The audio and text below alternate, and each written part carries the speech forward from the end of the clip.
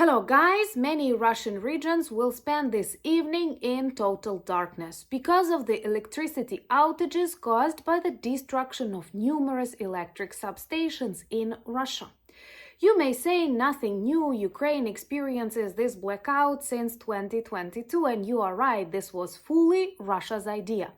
But we learn on our mistakes and now paralyze their power grid to slow down their weapon production and, of course, to deliver a message to millions of Russians. You like the war on the Ukrainian side, now enjoy it on the Russian side.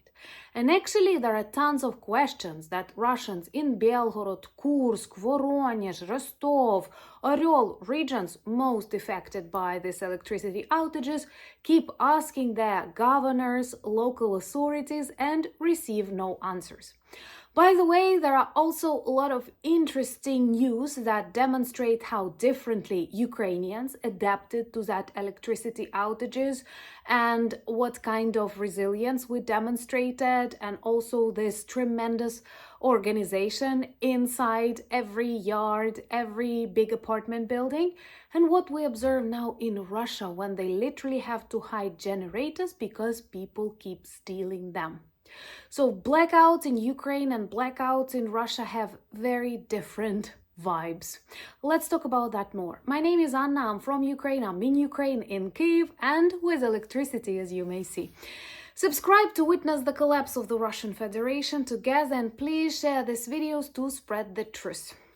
So let's begin with the updates about this energy power grid. Of course, Russians keep targeting Ukrainian substation, like, for example, Tripilska one, and we do have electricity outages in Kyiv, in many more Ukrainian cities.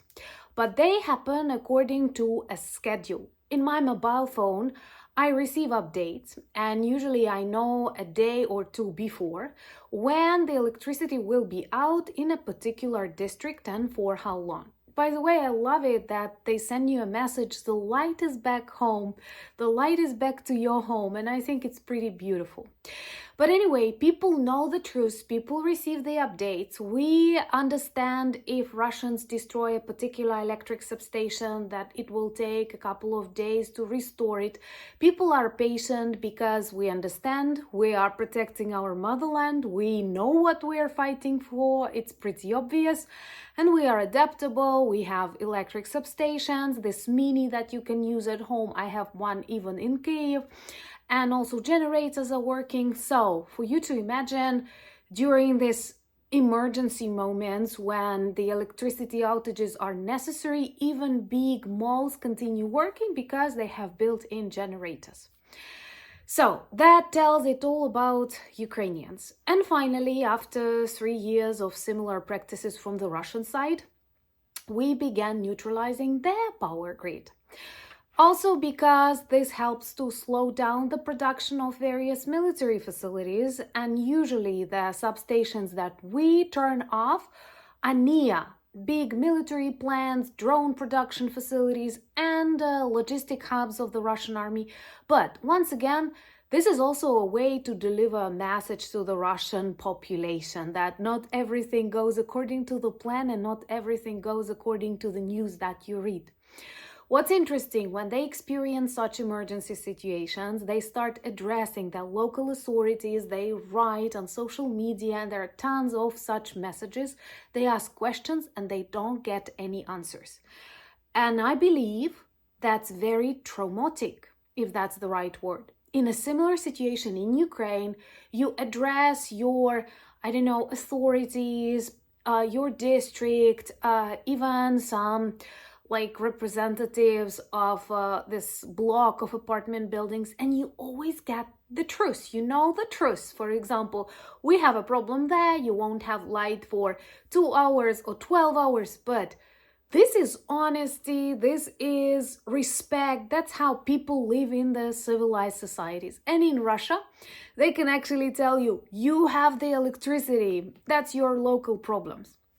Of course, those regions that suffer most, like once again bordering with Ukraine, Kursk, Belgorod, Voronezh, Rostov, They started informing people about the outages, and for example, Belgorod governor Gladkov, many in Ukraine are joking that he's a secret agent because he constantly tells more than perhaps the Kremlin wants about the problems of this war zone region.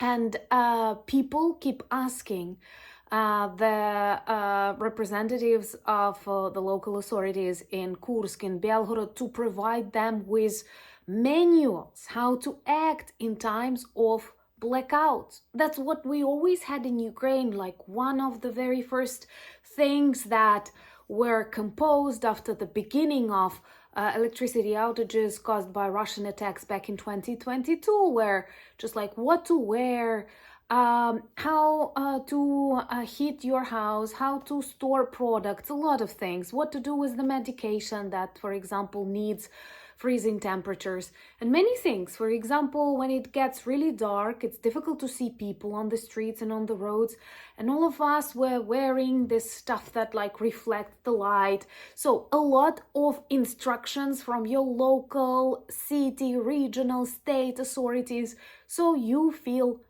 cared for, and that's important, especially when you are under stress because of war.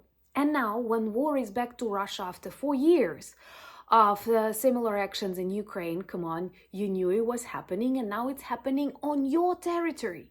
They do not receive any information apart from truly interesting things. It seems to me that the governor of Voronezh or Belgorod was reporting about a lot of generators stolen, or parts of generators stolen days after they were installed. For example, a school, a shop installs a generator, like in Ukraine, even kindergarten has it, hospitals have it, but also small coffee shops, like it's everywhere. Even people who live in separate houses buy them. Like you cannot install a generator in an apartment building, but there are a lot of apartment buildings that agreed, collected the money, and got a big generator for all of this like building. Anyway, they steal them. So these generators were bought by local authorities to solve the trouble, and Russians steal them. They literally steal from themselves, just as they did with fuel. And here we come to another very important thing that many forget about. For the generators to work, you need petrol, you need gasoline. And in Russia, the number of regions without gasoline, with serious gasoline crisis, with long queues, rising prices, keeps growing literally on a daily basis. And for example, like 95 is absent from gas stations in the majority of the regions. So how will they survive this? Of course, it's not about like literal survival, but this is a challenge that Russians cannot go through.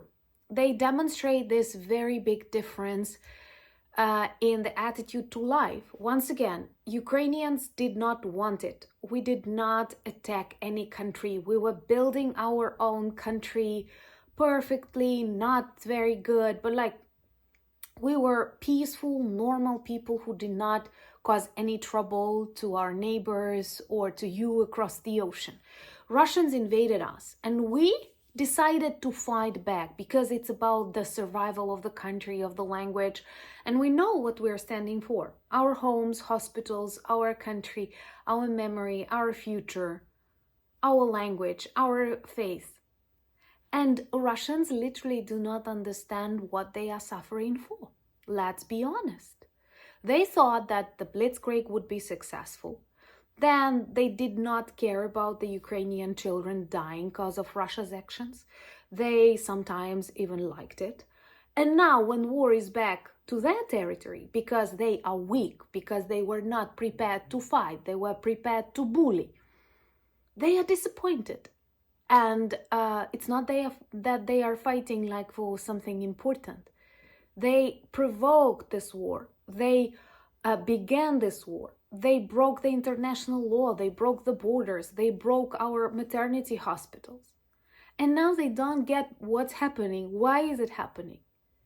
because you were so wrong that Ukrainians decided to fight back. And we will win this war because we stand for the truth. And I'm sure that God protects us. And we are super adaptable. And we can wait for 2 hours with generators in a coffee shop for the light to return back to our homes. And where is light in Russia? No, just total darkness. I'm not talking just about streets. I'm talking about the souls too. Let me know, what do you do in those rare times when you don't have electricity in your houses? It would be interesting to know. And by the way, do you ever experience things like that? Also, subscribe to my Anna Danilchuk channel, where we have a new video talking about this Putin's inner circle that keeps disappearing. Literally, there are no friends next to him who began with him at the beginning of Putin's political career and even supported the idea of war in Ukraine, including Lavrov. He disappeared from the screens, he disappeared from the news, Prigozhin disappeared from the planet. So do watch that video and remember to follow me on Instagram, more everyday information there, on X, Reds, Blue Sky, Discord, all the links in the description, same as the link to our merch shop with lots of good items that work well as reminders, conversation starters about Ukraine, and can be beautiful, meaningful presents for this holiday season. Thank you for buying me coffees, becoming my patrons and sponsors of the channel, but most importantly, thank you for standing with Ukraine. Slava Ukraini!